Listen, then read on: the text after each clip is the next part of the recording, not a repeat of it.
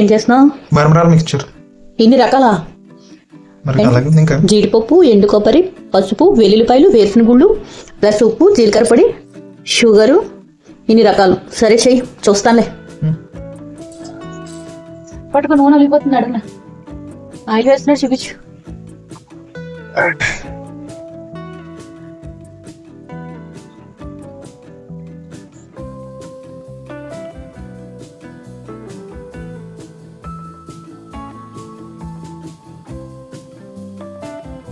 పసుపు, ఆయిల్ వేసుకున్నాం. నెక్స్ట్ మరమరాలు, పుట్టి మరమరాలు వేయించుకోవడం.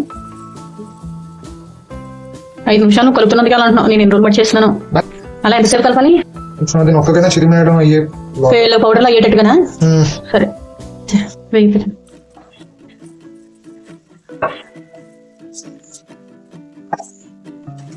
అంత వేస్తున్నాను దేనికి?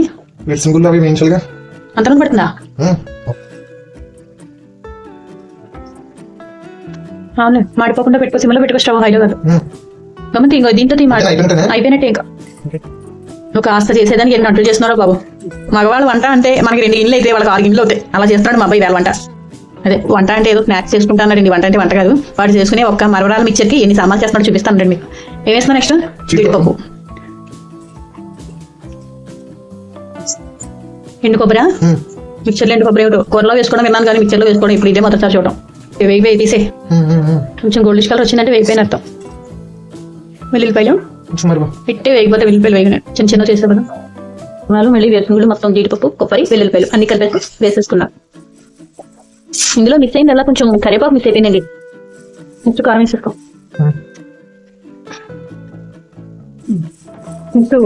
జీలకర్ర, పంచదార. జీలకర్ర కూడా పంచదార, కొంచెం షుగర్ లైట్ గా, ఎక్కువ కాదు. సాల్ట్. ఇప్పుడు ఏం తెచ్చుకున్నా సంసారంలో ఏదో ఒక లోటు ఉంటుంది చూసారా?